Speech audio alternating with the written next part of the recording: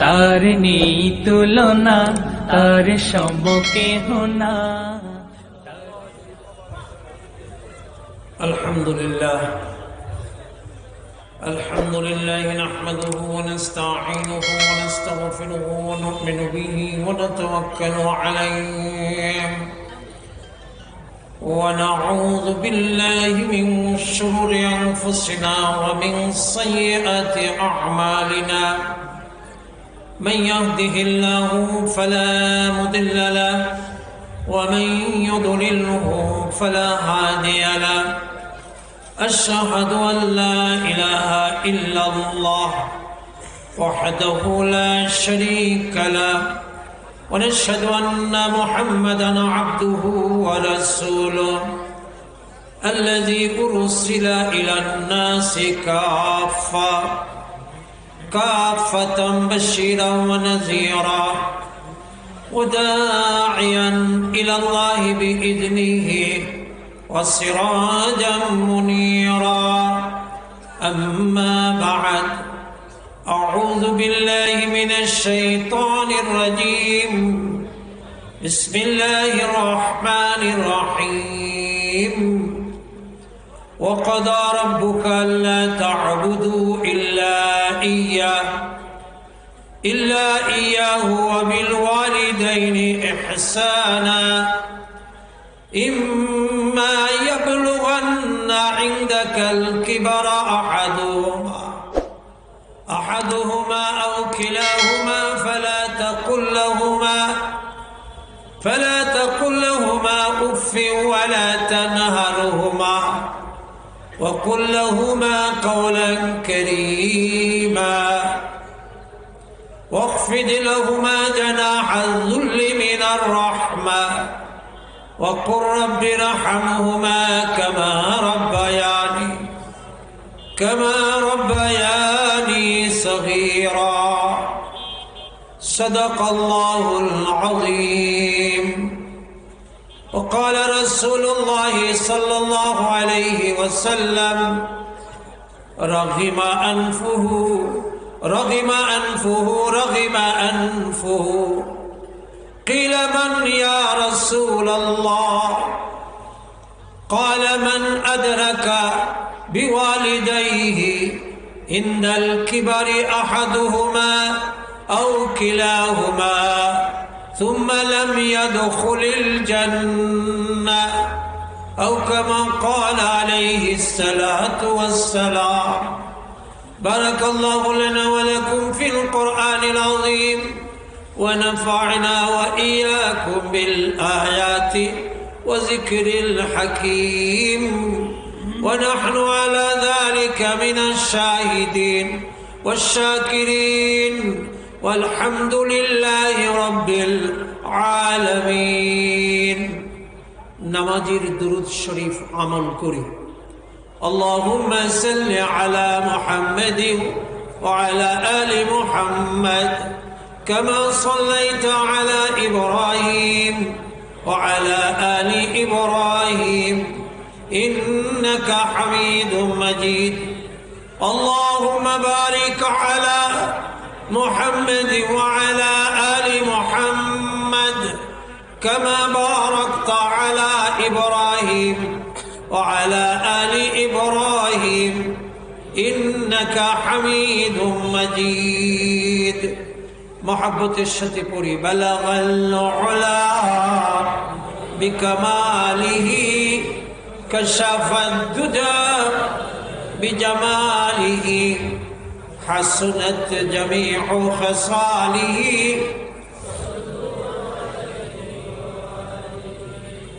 आदम के लिए फख्र आली नसबी है। आदम के लिए फख्र आली नसबी है। मक्की मदनी हाशमी मुत्तलबी है। बलगल उला बिकमालिही कशफद दुजा हसनत जमीउ खसालिही।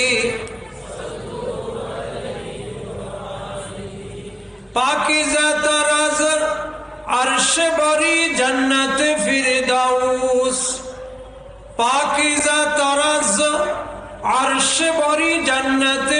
फिरदौस आराम गाहे पाक रसूल अरबी है बलगल उला बिकमालिही कशफत दुजा बिजमालिही हसनत जमीउ खसालिही।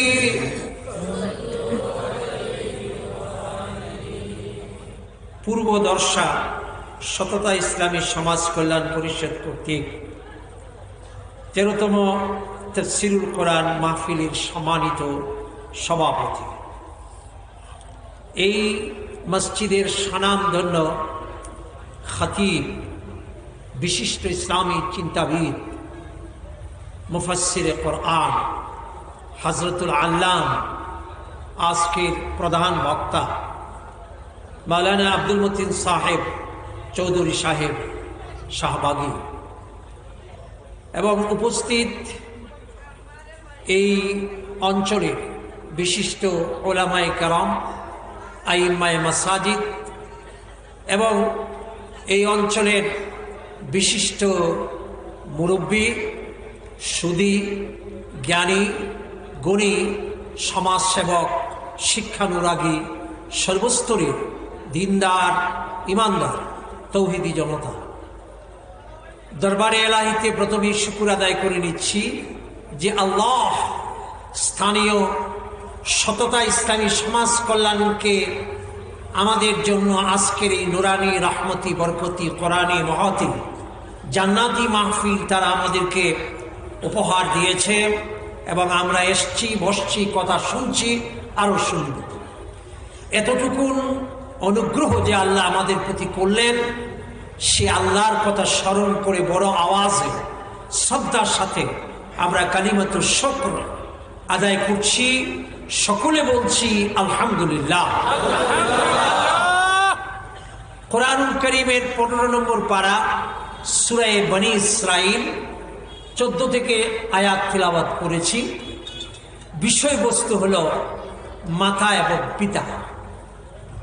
আজকে পৃথিবীতে মারামারি হতে হতে হতে হতে এখন গড়ে ছেলে বাপকে মারে, বাপ ছেলেকে মারে। কথা বলে মারামারি এসে এই জায়গায় ঠেকেছে, ঠিক না? এখন এখান থেকেই ট্রিটমেন্ট হওয়া দরকার। কথা বুঝতে পারছেন?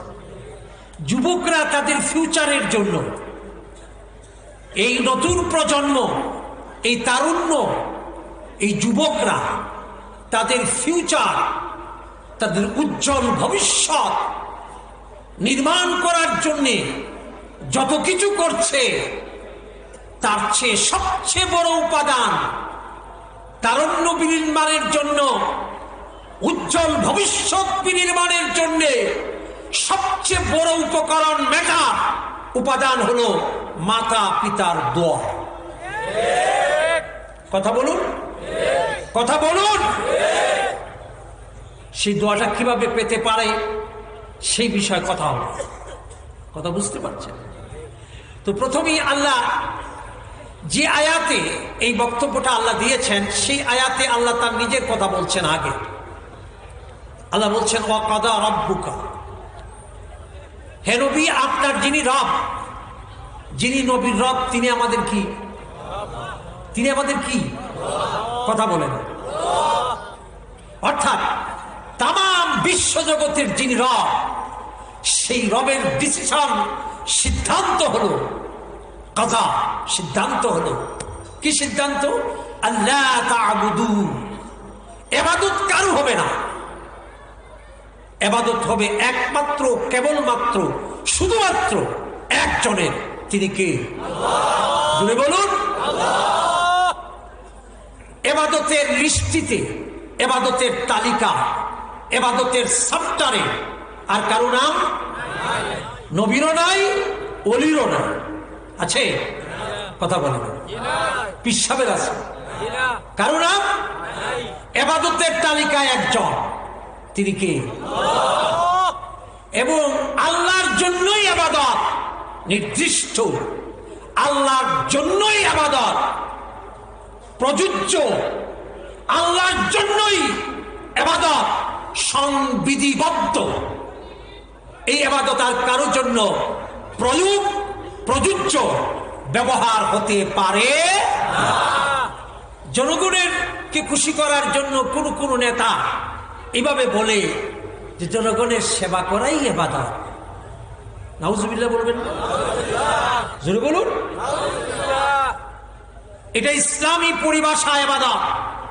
ফিকহের কিতাব খুলে দেখুন, শরীয়তের ফয়সালা হলো ইবাদত আর কোন বিষয়ে কারো জন্যই ইবাদত শব্দ ব্যবহার হবে ঠিক না? কথা বলুন। জনগণের সেবা আপনি অনেক গুরুত্বপূর্ণ করেন, এই সেবাকে আপনি উপরে উঠাইতে উঠাইতে আকাশে নিয়ে যান, কিন্তু এই সেবাকে আপনি ইবাদত বলতে কি ইবাদত বলতে পারবেন? আপনি আপনার স্ত্রীকে ভালোবাসেন, তাকে আপনি আদর করেন, মহব্বত করেন, তার নামে গান কাব্য রচনা করেন, কবিতা লিখেন, তাকে উঠাইতে উঠাইতে আসমানে নেন, কিন্তু তাকে আদর করতে করতে যদি বলেন, বউ আমার তো কলিজা ঠান্ডা হয় না তোমাকে আদর করতে করতে, সুতরাং তুমি আমার মা।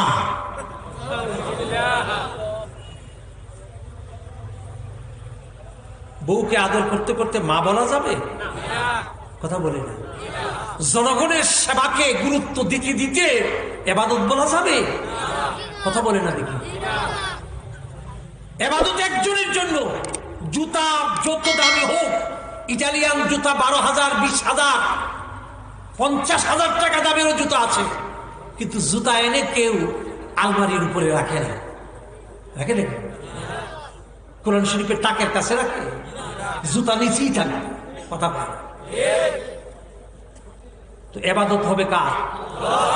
বলে বলুন। এবং এই ইবাদতে কাউকে শরীক করা যাবে? শরীক একটা হলো ডাইরেক্ট আর একটা হলো ইনডাইরেক্ট। একটা হলো একদম প্রত্যক্ষ আর একটা হলো পরোক্ষ। কোনোভাবেই আল্লাহর সাথে শরীক করা যাবে। নবীজির একটা ছেলে, দুটো ছেলে ছিল, মতান্তরে 3টা। অল্প বয়সে নাবালেগ অবস্থায় মারা গেছে। এক ছেলে যেদিন মারা গেল সেই দিন সূর্যগ্রহণ। সূর্যগ্রহণ আপনারা বুঝেন? সূর্য আলো থেকে নিষ্পর্ব হয়ে গেছে, আলো নেই, সূর্যগ্রহণ। তো লোকেরা, নবীজির ভক্ত এবং মক্কার লোকেরা বলা বলি করছে যে আজকে যেহেতু জাহানের বাদশাহ, পৃথিবীর শ্রেষ্ঠ মহামানব, আল্লাহর পরে যার স্থান, তার আদরের ছেলে যেহেতু ইন্তেকাল করেছে, সেই ছেলের সুখে, সেই ছেলের মৃত্যুর কষ্টে সূর্য আজকে আলো দেয় নাই, সূর্যগ্রহণ লেগেছে। সহিহ হাদিসের কথা। এই কথাটা বলার পরে নবীজি কি বললেন? শিরিক কাকে বলে, শিরিকের সূক্ষ্মতা কত গভীরে, এটা একটু চিন্তা করা উচিত। আমরা যদি হইতাম এই কালের কোন পীর, তাহলে কি কইতো? কইতো, এই বেটা, আমার পুলার সুখে সূর্য অন্ধকার হয়েছে, কিছুক্ষণ পরে দেখবে আসমানও ভাঙে পড়বে। ঠিক না? আমি কত বড় বুজুর্গ। আল্লাহর নবী মুহাম্মদুর রাসূলুল্লাহ সাল্লাল্লাহু আলাইহি সাল্লাম বক্তব্যটা কানে আসার পরে সবাইকে জমায়েত করলেন। জমায়েত করে একটা বক্তব্য দিলেন। তিনি বললেন, শোনো, সূর্য, সেটা সূর্য গ্রহণ এবং সূর্য আলোকিত হওয়া, সূর্য অন্ধকার হওয়া, চন্দ্রগ্রহণ, চন্দ্র আলোকিত হওয়া, চন্দ্র অন্ধকার হওয়া, এগুলির সাথে আমার ছেলের মৃত্যুর কোনো সম্পর্ক নাই। চিৎকার করে বললাম আল্লাহু আকবার। আর আমাদের দেশের পীর বুজুর্গরা, হ্যাঁ, কি অবস্থা। এরপরে আল্লাহ তার বক্তব্য শেষ করে দিলেন, ইবাদত হবে কার? এরপরে আল্লাহ ধরছেন খেদমত। খেদমত মানে সেবা। খেদমত মানে কি? সেবার তালিকায় অনেক হাজার হাজার তাম সৃষ্টি জগৎ আপনার সেবার তালিকায় আছে। আপনার সেবার বাউন্ডারির ভিতরে তামাম সৃষ্টি জগৎ, যেরকম সুবহানাল্লাহ, সবার সেবা করতে হবে। এমনকি আপনার ঘরের যে বিড়াল, সেই বিড়ালের জন্য আপনার উপরে অধিকার আছে। আপনি ভাত খাচ্ছেন, মাছের কাঁটা, গোশতের হাড্ডি, হাত ধোয়া পানি বাটির মধ্যে রেখে দিবেন না। রাসূল বলছেন, তুমি যদি এই হাড্ডিটা আর কাঁটাটা রেখে দাও পানিতে, তাহলে এর ক্যালসিয়াম এটা তো নষ্ট হয়ে যাবে। সুতরাং এই হাড্ডি এবং মাছের কাঁটাটা তোমার ঘরের বিড়াল, তোমার আশেপাশের কুকুর, তারা খাবে না। কথা বলেন। রাসূল বলেন, আমি তো তামাম সৃষ্টি জগতের জন্য রহমত, আল্লাহ তামাম সৃষ্টি জগতের জন্য রব, আর আমি তামাম পৃথিবীর সকলের জন্য। আমি তো শুধু তোমার জন্য রহমত নই, আমি তো তোমার ঘরের বিড়ালের জন্য। সুতরাং বিড়ালের দিকেও আমাকে খেয়াল রাখতে হবে। এই জন্য নবী বলছেন, আমার সংস্কৃতি, মুহাম্মদী সংস্কৃতি, ইসলামী সংস্কৃতি হলো আপনি কাঁটা এবং গোশতের হাড্ডি হাত ধোয়া পানিতে ফেলবেন না। কথা বুঝে আসছে? কেন ফেলবেন না? দর্শন হলো এর মধ্যে হক আছে তোমার বিড়ালের এবং কার, কুকুর। সুবহানাল্লাহ দিবেন না। ওয়াজ শেষ হয়ে গেছে, একটু দূরে বাড়ি, হাওরের দিকে যেতে হবে অথবা জমিনে হেঁটে যেতে হবে। প্রস্রাব তো শীতের দিনে বেশি ধরে, তাই না? ঘন ঘন প্রস্রাবে ধরে। এখন প্রস্রাবে ধরেছে, আপনি প্রস্রাবের মেশিন যেখানে সেখানে ফিট করতে পারেন না। রাসূল বলছেন, তুমি এই মোবাইলের টর্চ লাইট জ্বালিয়ে দেখো, যেখানে তুমি প্রস্রাব করবা সেখানে কোনো পোকামাকড়ের গর্ত আছে কিনা। সুবহানাল্লাহ বলে। যদি পোকামাকড়ের গর্ত থাকে সেখানে তুমি প্রস্রাব করবে, কারণ ওই ভিতরের যে পোকা, এই পোকার জন্য আমি নবী রহমত। সুবহানাল্লাহ বলে। এই পোকা তোমার প্রস্রাবের ঝাঁজে এই পোকার কষ্ট হবে, এতটুকু কষ্ট যাতে গর্তের পোকা না হয়। এই জন্য নবী বলেন, মুসলমানি সংস্কৃতি, ইসলামী সভ্যতা এবং মুহাম্মদী সংস্কৃতি হলো, সুন্নত হলো, তুমি গর্তে প্রস্রাব করবা। কথা বুঝে আসছে? এবার বলুন তো দেখি, সেবার তালিকায় কত মানুষ? তামাম সৃষ্টি জগৎ। কিন্তু এই সেবার তালিকার মধ্যে সর্বপ্রথম হলো মা এবং বাবা। সর্বপ্রথম কি? শ্বশুর মিয়া, শালী, লাভলি বেগম। সর্বপ্রথম তালিকায় কে? সর্বপ্রথম তালিকায় কি পিসাব কেবলা? তাইলে তোমার গাছের আম, কাঁঠাল এগুলি পিসাবের বাড়িতে যায় কেন? আগে তোমার মায়ের বাবারে খাওয়া, তারপরে নাও। কথা বলে না। আল্লাহ রাব্বুল আমিন বলেন, ওয়াবিল ওয়ালিদাইনি ইহসানা। খেদমতের তালিকায় সর্বপ্রথম মা এবং বাবা। সর্বপ্রথম মা এবং বাবা। তোমার মা বাবার সাথে যখনই তুমি জন্ম নেবে তখন থেকেই শুরু করে, তোমার বাবা যখন থেকেই তোমার বাবা হয়েছে তখন থেকেই সারা জীবন যতদিন বাবা থাকবে, যতদিন মা থাকবে, ততদিনেই তাদের প্রতি তোমার সেবা করতে হবে, তাদের প্রতি খিদমত করতে হবে, তাদের যত্ন করতে হবে তখন থেকে। আর বুড়ো হয়ে গেলে আল্লাহ বলছেন, ইম্মা ইয়াবলুগান্না ইনদাকাল কিবারা আহাদুহুমা আও কিলাহুমা ফালা তাকুল লাহুমা উফফিন ওয়ালা তানহারহুমা ওয়া কুল লাহুমা কাওলান কারীমা। সব সময় তো সেবা করতেই হবে মা এবং বাবা।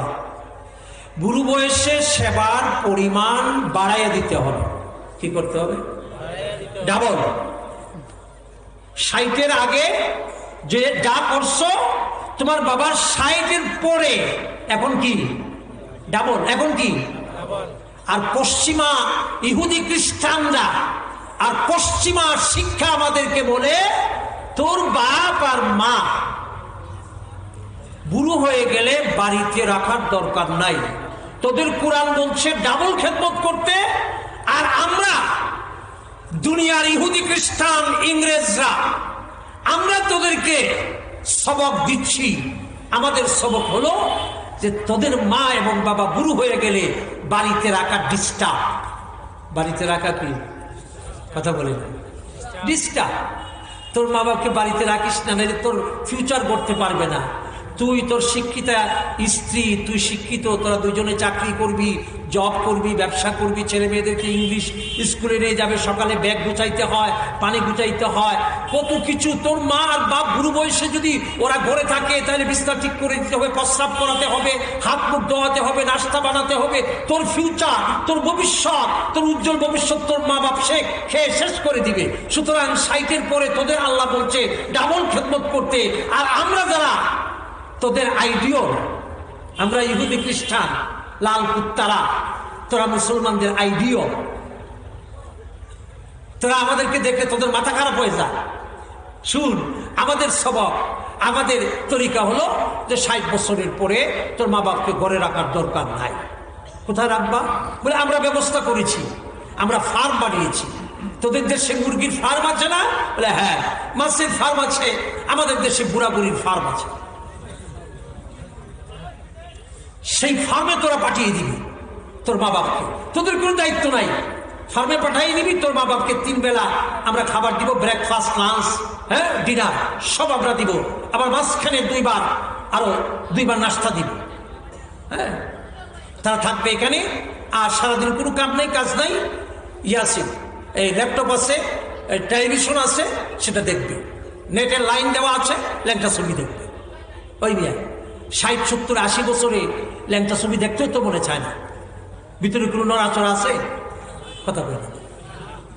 হ্যাঁ, ওই সময় তো একজন বুড়ো মানুষের জন্য ওই টেলিভিশনে নোংরা ছবি দেখা, ফার্মে বসে বসে শুয়ে শুয়ে, এটা তো আরেক জাহান্নাম। কথা বলে না, এটা তো আরেক জাহান্নাম। সেই জাহান্নামে তারা নিয়ে যায়। আর তোরা কি করবি? তোদের যেহেতু মা বাপ বেঁচে আছে, বৎসরে একবার এসে দেখা করবি। যেদিন দেখা করবি সেই দিনের নাম আমরা দিয়ে দিলাম বিশ্ব বাবা দিবস। বিশ্ব কি দিবস? কথা বলে না। বিশ্ব বাবা দিবসে তোরা আসবি, এসে বাবার জন্য ফুল নিয়ে আসবি, মিষ্টি নিয়ে আসবি, বড় ফুলের মিষ্টি, ফাস্টফুড নিয়ে আসবি, পিজা, কথা বলছেন না, এগুলি নিয়ে আসবি। এসে তোর নাতি নুতি, তোর ছেলে মেয়ে, ছোট ছোট বাচ্চাদেরকে নিয়ে আসবি। এসে তোর খোয়ারের মধ্যে, ওই যে ফার্মের ভিতরে তোর মা বাপকে দেখে যাবি, মিষ্টি খাওয়াইয়া যাবি। আর তোর মা বাপকে বলবি যে গুড বাই, আবার দেখা হবে আগামী বছর 2021-এ বিশ্ব বাবা দিবসে। এই কালচার গ্রহণ করার জন্য আমরা এখন পাগলের মতো ছুটছি। কথা বলেন ঠিক না বেটি? জুড়ে জুড়ে বলুন। ঢাকাতে আমি এক ফার্মে গিয়েছিলাম, আমার এক বন্ধু আছে, সে আমাকে ওখানে নিয়ে গেছিল দেখার জন্য। তো এক বাবাকে দেখলাম কাঁদে। বললাম যে আপনি কাঁদেন কেন? বললো যে একটু আগে আমার বৌমা আর আমার ছেলে আসছিল, এসে মিষ্টি টিষ্টি দিয়ে গেছে, ফুল দিয়ে গেছে, এখন চলে গেছে। যাওয়ার পরে আমার খুব কষ্ট লাগছে। এত কষ্ট? আমি বললাম কি কষ্ট? সে বলছে দেখেন 60 বছরে তিলে তিলে আমি সম্পদ করেছি, আমি ঘর বানিয়েছি, বাসা বানিয়েছি, দোকান করেছি, আমি ল্যান্ড করেছি, প্রপার্টি করেছি, বিয়া শাদী করিয়েছি, সুন্দরী মাইয়া দেখে। তারপরে ছোট ছোট আমার নাতি নাতনি হলো। এরপরে আমার এই সম্পদ থেকে আমাকে বিতাড়িত হয়ে আমাকে নিঃসঙ্গ জীবন করতে হলো। এই নিঃসঙ্গ জীবনে ফার্মে, এই বুড়া বুড়ির বৃদ্ধাশ্রমে আমি এসেছি। বৎসরে একবার আমার ছেলে আর বউ আসে, আইসা আমাকে কাটা গায়ে লবণ ছিটা দিয়ে গেল। বুড়া বলছে কাটা গায়ে লবণ ছিটিয়ে। আমাদের দেশের যুবকরা মনে করে স্মার্ট, সেটা কি যে ক্রেডিট কার্ড, টাকা লাগে না, যে কোনো দোকানে গিয়ে ক্রেডিট কার্ড শু করলেই হয়।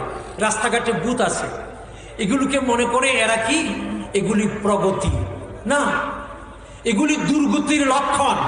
কিসের লক্ষণ? এরা কেন নগদ টাকা নিয়ে রাস্তায় বের হয় না জানেন? ওদের দেশে নিরাপত্তার অভাব, চোর ডাকাতে ভরা, নগদ টাকা নিয়ে রাস্তায় হাঁটতে পারে না, যার কারণে তারা সিস্টেম বের করেছে। ব্যাংক থেকে তারা ক্রেডিট কার্ড শু করে সেই ক্রেডিট কার্ড দিয়ে মার্কেটিং করে। আর তুমি মনে করতেছো এটা মনে হয় খুব আধুনিকতা, এটা মনে হয় ডিজিটাল একটা আইটেম। ওই মিয়া, আমার দেশে আপনাদের এলাকায় এখনো গরুর বাজারে 50,000 টাকা নিয়ে, হ্যাঁ, ওই কোমরের মধ্যে বেল্টে বাঁধা পুরা বাজারে চক্কর দে, আল্লাহর রহমতে বড় তেমন কোনো ঘটনা। আর ওই দেশে পকেট যদি $5 থাকে তাহলে আল্লাহর রহমতে বের হওয়া মাত্রই রাস্তার ফিরাউলিয়া যারা আছে শেষ করে দেবে। কথা বুঝেন নেই? এই মিয়া, যেটা বলতেছিলাম, আল্লাহ বলছেন তোমার মা এবং বাবা যখন বুড়ো হয়ে যায়, হ্যাঁ, তখন তুমি তোমার খেদমত বাড়ায় দেবে। কি করবা? যেরকম সুবহানাল্লাহ। ইম্মা ইয়াবলুগান্না ইনদাকাল কিবারি আহাদুহুমা আও কিলাহুমা ফালা তাকুল লাহুমা উফফিন।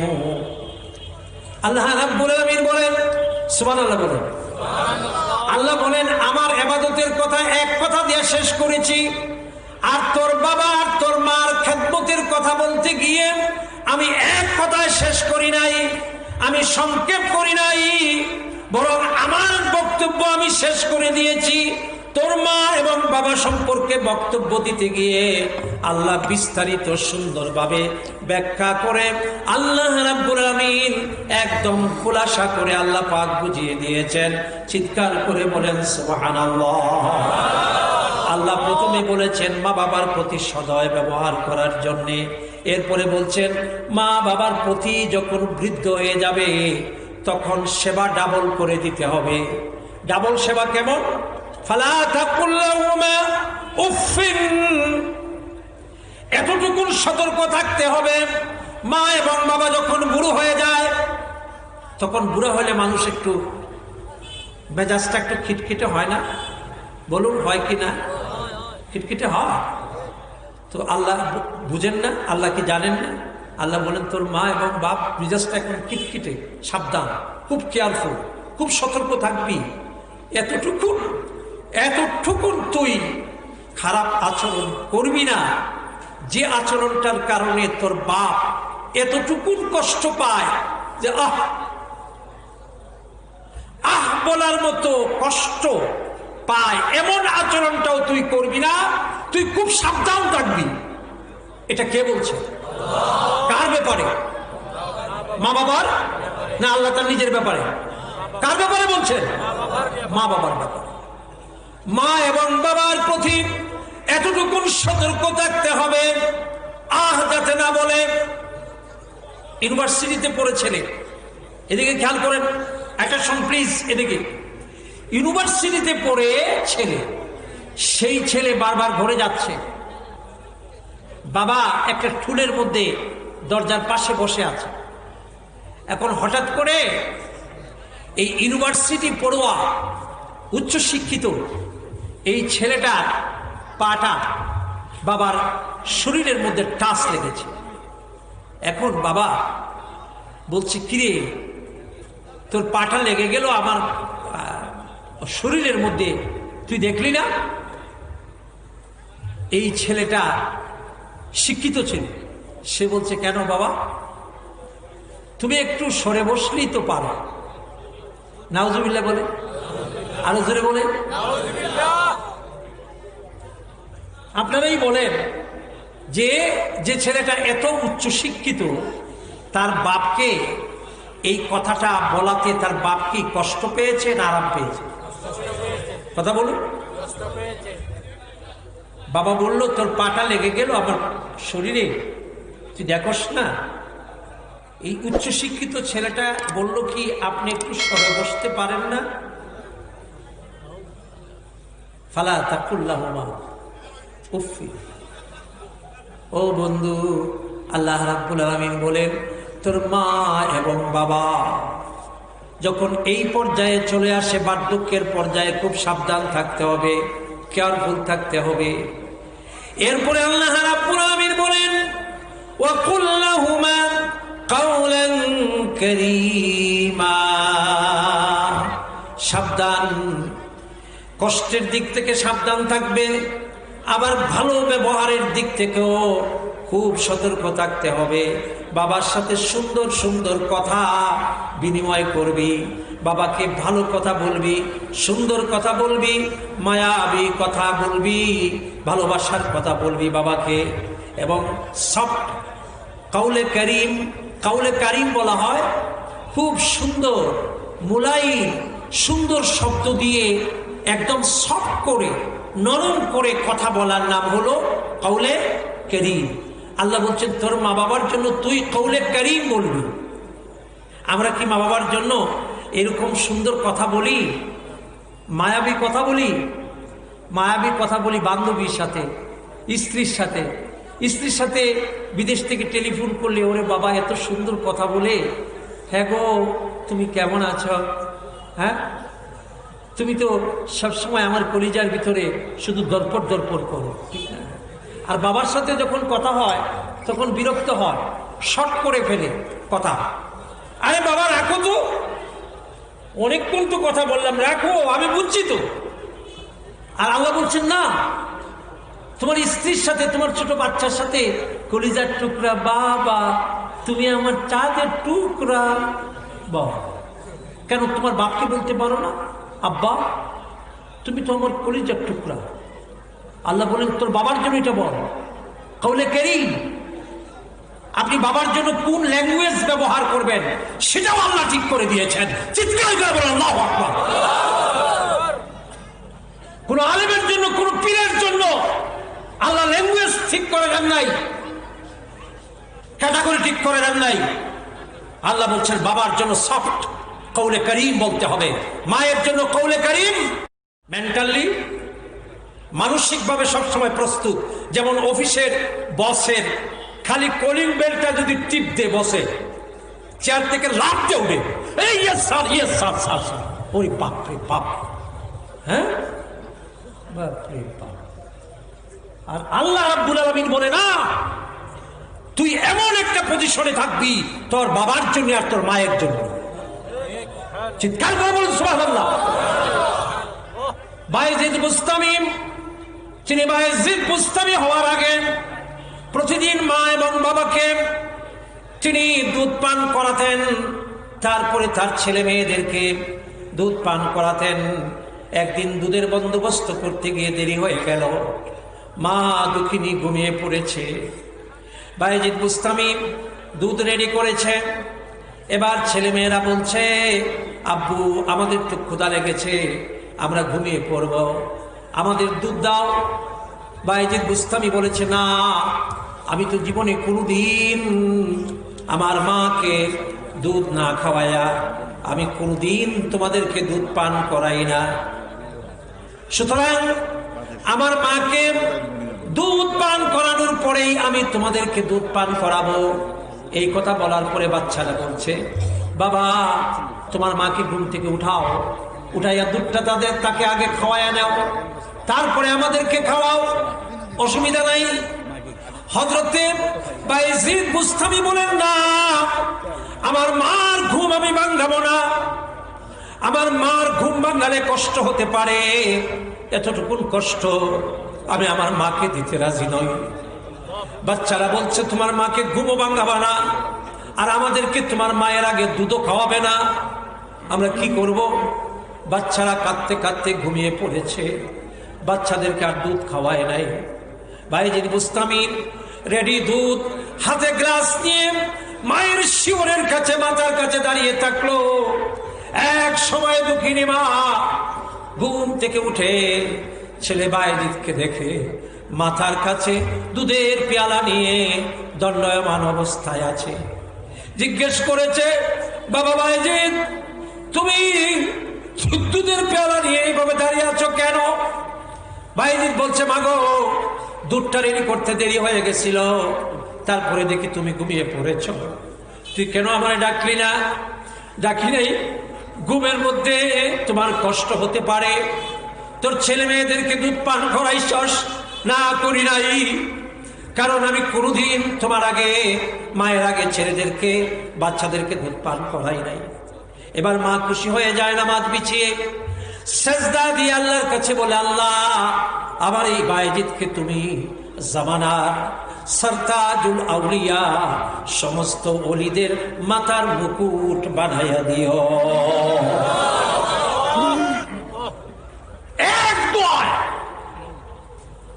ও বন্ধু, তুমি তোমার বসের জন্য, তোমার চাকরিতে যে বস আছে, তোমার যে এমডি আছে, তোমার যে ম্যানেজার আছে, তার জন্য তুমি প্রস্তুত, চোখ কান খোলা থাকে, অ্যাটেনশন 24 আওয়ার্স। তুমি মেন্টাল পেপারে কলিং বেলে টেপ দিলে, খালি শুধুমাত্র একটু ডাক দিলে দৌড় দিয়ে যান, জি স্যার, ইয়েস স্যার। টেলিফোন করলে, ওরে বাপরে বাপ, ইয়েস স্যার, জি sir, sir sir, sir sir, sir. কথা বলে এক ব্যাংকের ম্যানেজারের পাশে আমি বসে আছি, মহাকালী, আমার বাসা হলো মহাকালী।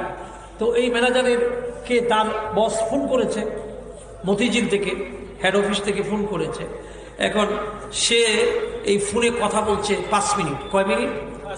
5 মিনিটে আমি গুনছি 13 বার। স্যার বলছে কয়বার? কথা বলে না, জুড়ে বলে 13 বার। কথা যখন শেষ হলো, আমি তখন বললাম, ম্যানেজার সাহেব আপনি কার সাথে কথা বললেন? বলল, আমাদের ব্যাংকে, আমাদের ডিপার্টমেন্টে সবচেয়ে বড় চুর। আপনি কি ঘুমায় গেছেন? ঘুমায় গেছেন কেন? সবচেয়ে বড় চুরের সাথে কথা বলছে। তা আমি বললাম, এই চুরের সাথে আপনি দমে দমে 13 বার স্যার বলছেন? কয় চাকরির খাতিরে।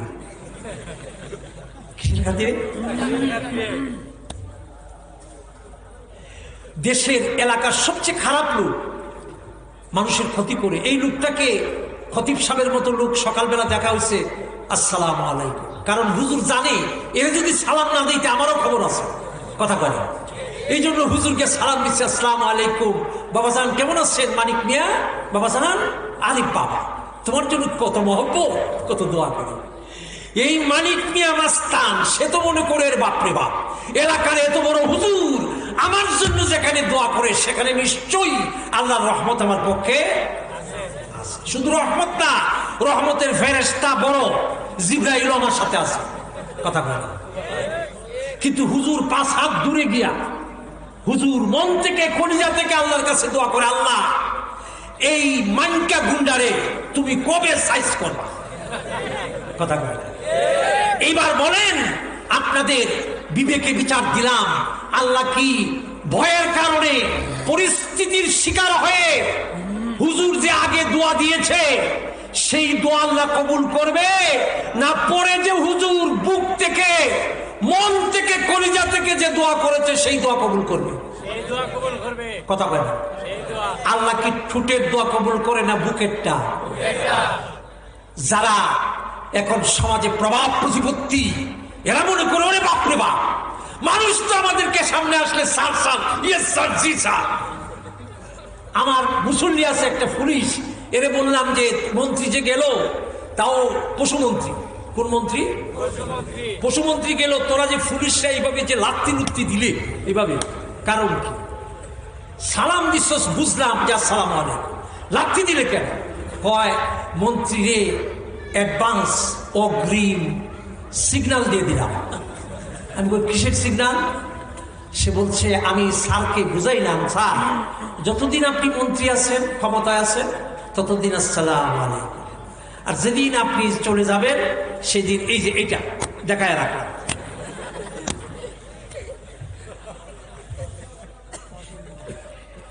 বন্ধুরা আমার, আল্লাহ রাব্বুল আমিন বলেন, তোমার মা এবং বাবা মরে গেল, তাদের কিন্তু কি হবে না? তোমার দায়িত্ব তাদের প্রতি শেষ হবে না। আন আবি উসাইদিন আস-সাঈদী রাদিয়াল্লাহু তাআলা আনহু নাহনু ইনদা রাসূলিল্লাহি সাল্লাল্লাহু আলাইহি সাল্লাম। হযরতে আবু উসাইদ রাদিয়াল্লাহু তাআলা আনহু বলেন, আমরা কিছু সাহাবী নবীর কাছে বসা। ইজজাআহু রাজুলুন, এরই মধ্যে একজন ব্যক্তি আসলো নবীর খেদমতে, এসে বলছে, ফাকালা ইয়া রাসূলুল্লাহ, ও আল্লাহর নবী, হাল বাকিয়া মিন আবাওয়াইয়া শাইয়ুন আবাররুহুমা বিহি বাদা মাউতিহিমা। ওগো নবী, আমি বুঝি নাই, মা বাবার কদর করতে পারি নাই, কিন্তু আমার মা বাপ মরে গেছে, এখন কি আমার কোনো কর্তব্য আছে কিনা? আমরা তো কর্তব্য মনে করি যে 20টা গরু কাইটা মানুষে গোস্ত খাওয়াইয়া দাও সিন্নি করিয়া, যারা হাড্ডি পাবে গোস্ত পাবে না, এরা বকা দিবে। বকা দিবে না? এই বকার সওয়াব আল্লাহর রহমতে বাপেও পাবে, মায়েও।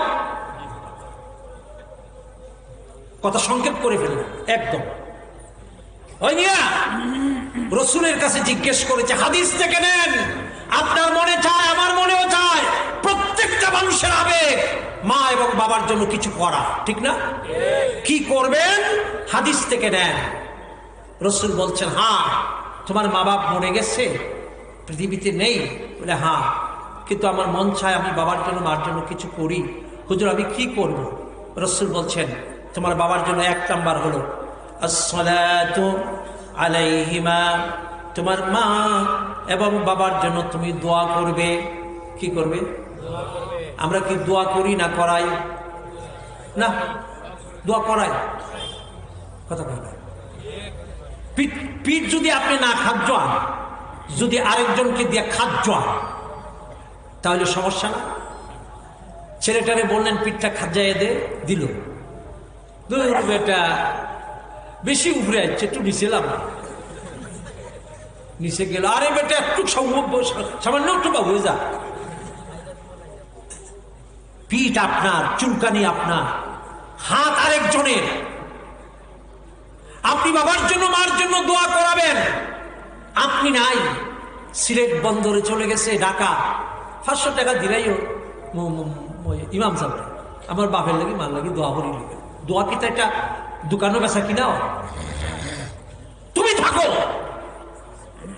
তোমার মাকে তোমার বাবাকে কবরের পাশে দোয়া করবা তুমি, সাথে ইমাম সাহেবকে নাও, খতিব সাহেবকে নাও। এটা হবে নূরুন আলা সুনায় সুহাগা। সুনাই নাই, সুহাগা দিয়া পাগল, বাতি নাই, তরকারিও নাই, সালাদ 18টা। সালাদ কয়টা? 18টা। গাজর, শশা, সাতকরার সালাদ, ওরে বাপরে 18 আইটেম, বাতও নাই, তরকারিও নাই। এমন দাওয়াত পাইলে খুব খুশি হবেন না? আল্লাহর রহমতে কথা কয় না। এমন মেজবানের জন্য বড় ফুলের মিষ্টি 10 কেজি নিয়ে দেবেন না, পাশার মধ্যে লাত্তি দিবে।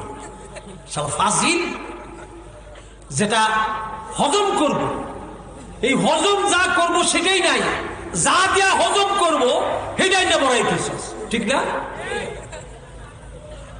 ও বন্ধু, রসুল বলেন তোমার মা এবং বাবা ইন্তেকাল করেছে, 1 নাম্বার কর্তব্য হলো তুমি তাদের জন্য দোয়া করো। আর দোয়া করতে গিয়া আলেম ওলামাকে যদি সাথে রাখো, দোয়ার মধ্যে তুমিও শরীক থাকো, কিন্তু তুমি নাই, এই দোয়া হবে না, ঠিক না? কথা বলে না?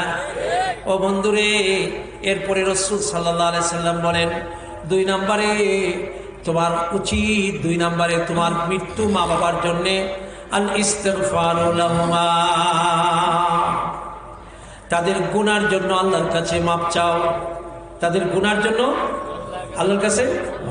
3 নাম্বার ওয়া ইনকাযু আহদিহিমা মিন বা'দিহিমা, আল্লাহর নবী বলেন তোমার মা বাপ জীবিত থাকতে অনেক কথা মানুষকে দিয়া গেছে, অনেক ওয়াদা করে গেছে, মানুষকে পাক্কা অনেক কমিটমেন্ট অঙ্গীকার করে গেছে, কিন্তু এই ওয়াদাগুলো পালন করার সময় পায় নাই। এখন তোমার মাও নাই, বাবাও নাই, এদের এই ওয়াদাগুলো তালাশ করে করে এই ওয়াদাগুলো তুমি পূরণ করো। কয়টা হইল? কয়টা হয়েছে? আরে ওয়াজ ভালো করে শুনুন, কয়টা হয়েছে? 4 নম্বরে নবীজি বলেন সিলাতুর রিহমি আল্লাতী লা তুসালু ইল্লা বিহিমা, মা এবং বাবার ব্লাড কানেক্টেড। তোমার মায়ের দিকে রক্তের সম্পর্ক কারা? মামা, খালা, মামাতো ভাই, খালাতো ভাই, নানা, নানি, এরা না? বাবার দিকের ব্লাড কানেক্টেড রক্ত সম্পর্কের আত্মীয়কে চাচা, চাচাতো ভাই, কথা কয় না? এই দুই দিকের রক্তের সম্পর্ক তুমি রক্ষা করো তোমার মা বাবার পরে, তাদের ইন্তেকালের পরে তাদের সাথে খোঁজখবর নাও। কথা ঠিক না? এক সাহাবী নবীজির কাছে গিয়া বলে, হুজুর, আমার হায়াত বাড়াইতে চাই, আমার টাকাও বাড়াইতে চাই। আপনারা চান? চান না? আরে আমিও তো চাই। চান কে কে দেখি? হাত তুলেন। আমরা কি সবাই হায়াত বাড়াইতে চাই না? বেশি দিন বাঁচতে চাই না? আমরা কি সবাই বেশি টাকার মালিক হতে চাই না? অবশ্যই চাই। হাত তোলেন সবাই। তো সাহাবী গিয়ে বলছে, হুজুর, আমার একটা তাবিজ দিবেন? আমাদের কাছে যদি এরকম কেউ আসে, বলবো এই তাবিজ তো খুব কঠিন, এই তাবিজ দিতে হলে 20,001 টাকা লাগবে। ঠিক না? রসুল কি তাবিজ দিলেন দেখেন। রসুল বলছেন, সুর, দুটা কাজ করবি। কয়টা কাজ? সিল রাহিমাকা, সিল রাহিমাকা, তোর মায়ের দিকে রক্ত সম্পর্কের আত্মীয়, এবং 2 নাম্বার তোর বাবার দিকের রক্তের সম্পর্কের আত্মীয়, এদের সাথে ভালো ব্যবহার করবি, খোঁজ খবর রাখবি। ফাইন্নাহু, নবীজির কথা, ফাইন্নাহু ইউবারাকু ফিল মাল ওয়াল উমর, এই কাজটা তোর মাল বাড়াইয়া দিবে, তোর হায়াতও বাড়াইয়া দিবে। শীতের দিন আসছে, পত্রিকায় দেখি যে বিশিষ্ট সমাজসেবক এবং শিক্ষানুরাগী জনাব চেরাগ আলী লুডা, উনি গতকাল ছিন্নমূল মানুষের মধ্যে 500 শীতবস্ত্র বিতরণ করেছেন। বিশিষ্ট লায়ন, লায়ন মানে সিংহ। উনি সেবা করতে করতে এখন উনি সিংহ হয়ে গেছেন, লায়ন। উনি কমলাপুর স্টেশনে বস্তিবাসীদের জন্য কম্বল বিতরণ করেছেন। আর আল্লাহর রহমতে উনার গ্রামে উনার আপন ফুফু, আপন খালা, শীতে কষ্টে কাপড় নাই, ওই খেরের আগুন দিয়া রাতে শীতের কষ্ট তারা পার করে। এমন শিল্পপতি, এমন ভদ্রলোকের কপালে লাপ্তি। কথা বলেন, জুড়ে বলেন। তুই টাচ মোবাইল, আইফোন মোবাইল কিনছস, এই মোবাইল দিয়া কোনোদিন খালা, কোনোদিন ফুফু, কোনোদিন মার সাথে কথা বলার সুযোগ হয় না। কথা বললো 1 সেকেন্ড 2 সেকেন্ড। আর এই ফোন দিয়া তুই তোর গার্লফ্রেন্ড ফুলবানুর সাথে ঘন্টার পর ঘন্টা, হ্যাঁ, কেমন আছো তুমি, রাতে কি দিয়ে ভাত খেয়েছ? শুটকির ভর্তা। তোর এই আইফোন চুরি হবে, থাকবে না, থাকবে না। তুই সন্ত্রাসীর কবলে পড়বি।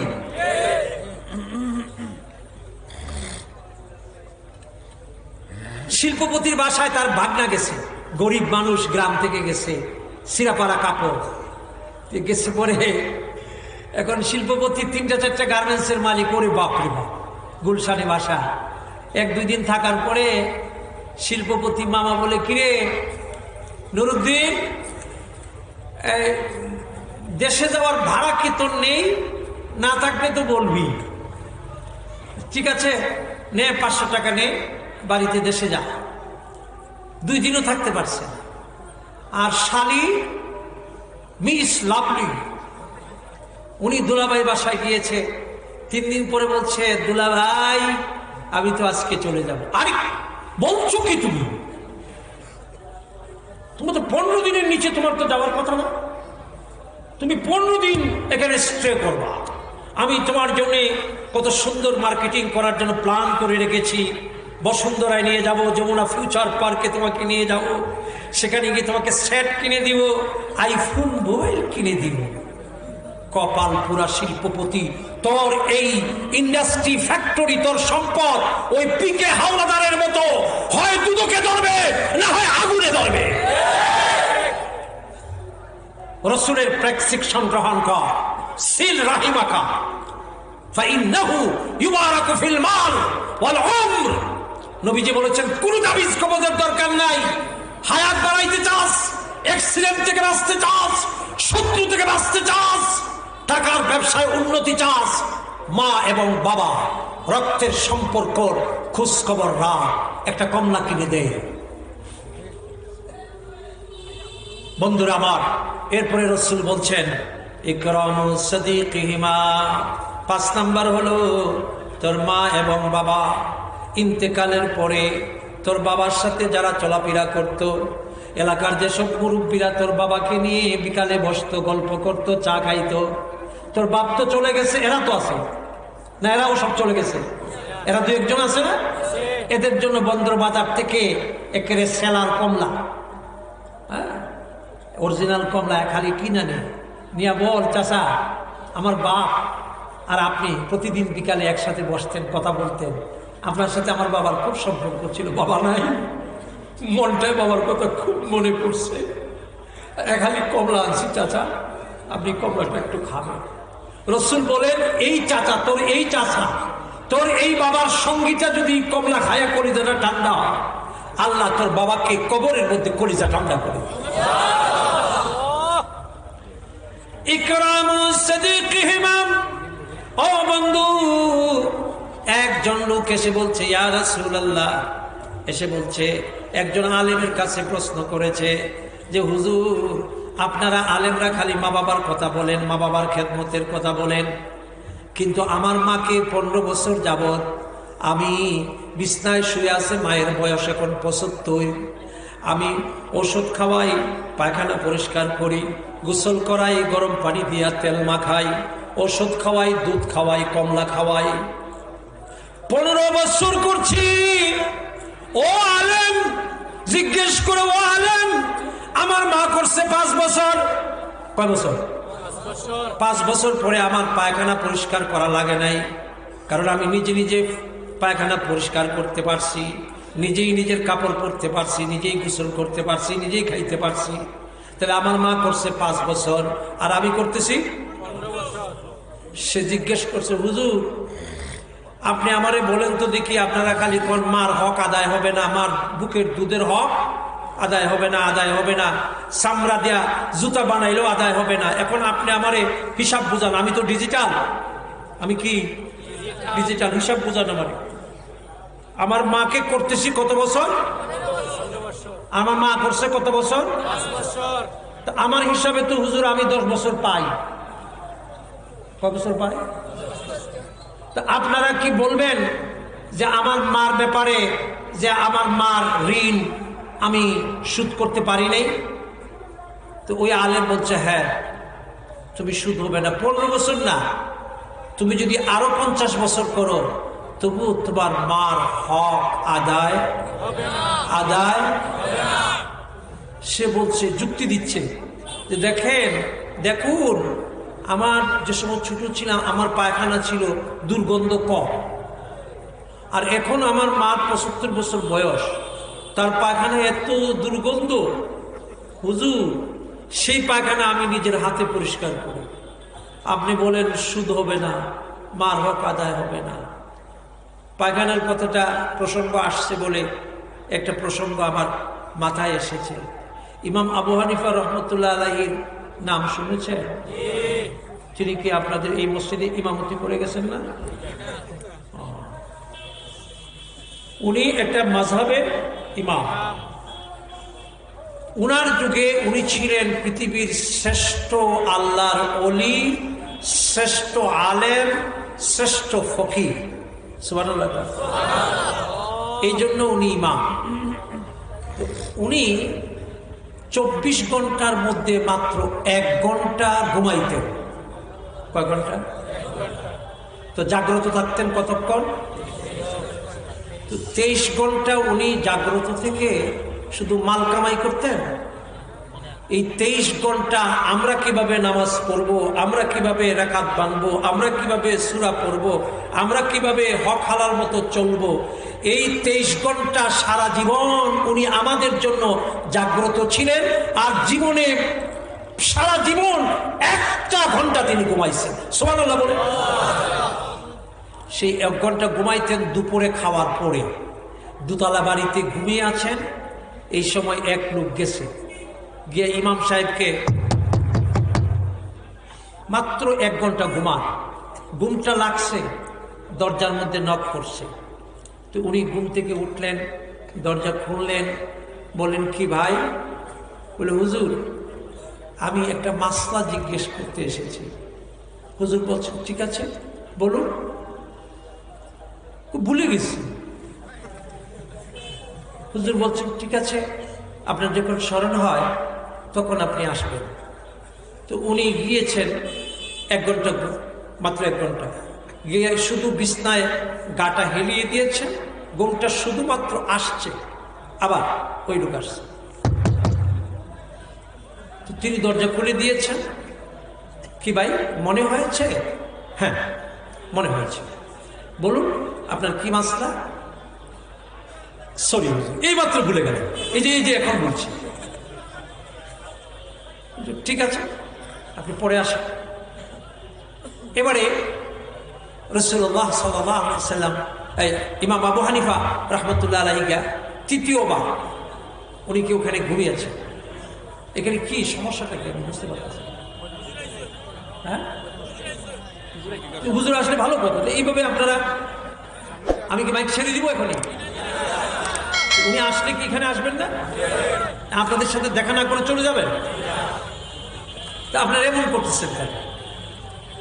একটু দায়িত্বশীলতার পরিচয় দেন। আমরা তো বিলাখের, আমাদের তো বিবেক আছে, তাই না? একটু দিকে কথা শুনুন। যেহেতু আপনারা সহযোগিতা করতেছেন এই জন্য আমি কথা বলতে পারছি। যদি সহযোগিতাটুকু না থাকে তাহলে তো আর কথা বলা যাবে না। আমি শেষ করে দিচ্ছি, প্রধান অতিথি আসছেন, অবশ্যই উনি কথা বলবেন। তো যেটা বলতেছিলাম, তৃতীয়বার সেই লোকটা আবার ধাক্কা দিয়েছে। তো তিনি দরজা খুলেছেন। কি ভাই মনে হয়েছে? বলে হ্যাঁ হ্যাঁ মাসলাটা মনে হয়েছে। কি মাসলা? সে বলছে হুজুর এই যে মানুষের যে পায়খানা, এটা কি তিতা না মিঠা?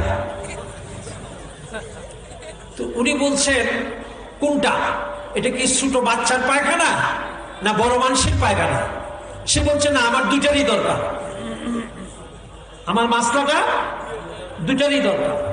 তো উনি বলছেন যে বাচ্চা মানুষের পায়খানা যদি হয় তাহলে সেটা মিষ্টি, আর যদি বড় মানুষের পায়খানা হয় তাহলে সেটা তিতা। সেটা কি? তিতা। সে এখন রাগ করছে যে আপনি বললেই আমি মানব, আমি বললেই তো মানব না। আরে ভাই একজন মানুষ আসতেছে, আপনার এদিকে কথা শুনেন। এটি হুরুস্তুরি করার তো দরকার নাই। এই ওয়াজ নসিহতের পুরা মানে নেচারটা আমরা পরিবর্তন করে দিচ্ছি। এই জন্য ওয়াজ হয় কিন্তু সমাজ পরিবর্তন। কথা বলেন ঠিক না বেটি? ওয়াজ হয়, সমাজ পরিবর্তন। আমি হাঁটি, রাস্তা ফুরায় না। কথা ঠিক না? একজন লোক আসছে, এটা এত হুলস্থুলি করার দরকার নেই। এটা কিন্তু মন্ত্রী মিনিস্টারের প্রোগ্রাম না, নাকি? ওয়াজ নসিহতের আলাদা একটা নেচার আছে, ওয়াজ নসিহতের চরিত্র আলাদা। আর রাজনৈতিক সভা আর মন্ত্রী পরিষদের আগমন, এগুলির নেচার আলাদা। এই দুটাকে আলাদা রাখেন, তাহলে ওয়াজের পরিবর্তন আসবে। কথা ঠিক? একটু ডিফারেন্স রাখেন। আশ্চর্য, পাগল হয়ে যাবে।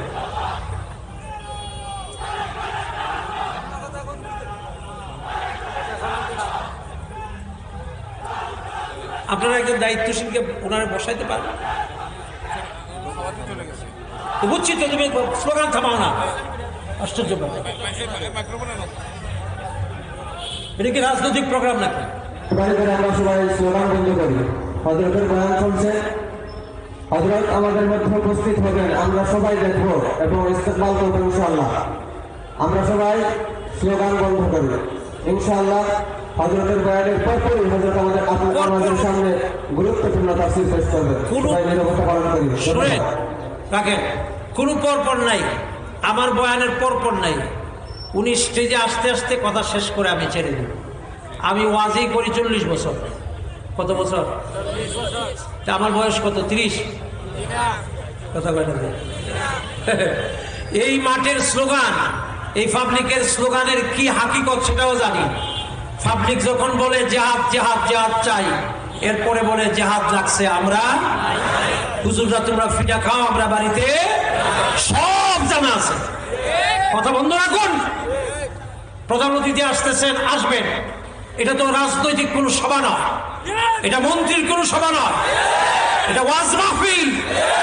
এটা পরিবর্তনের জন্য, জীবন পরিবর্তনের জন্য, সমাজ পরিবর্তনের জন্য, নৈতিক চরিত্র ডেভেলপ করার জন্য আমরা এলাকাবাসী টাকা পয়সা আবেগ, মুর্দাদের জন্য দোয়া, এই সব কিছু দুনিয়া আখিরাতের শান্তি কল্যাণের উদ্দেশ্যে আমরা অনেক পরিশ্রম করে যুবকরা একটা আয়োজন করে। কথা ঠিক না? সুতরাং আপনারা বসুন। ইমাম আবু হানিফা রাহমাতুল্লাহর কথা বলতেছিলাম। তৃতীয়বার এসে বলছে যে পায়খানা এটা তিতা না মিঠা।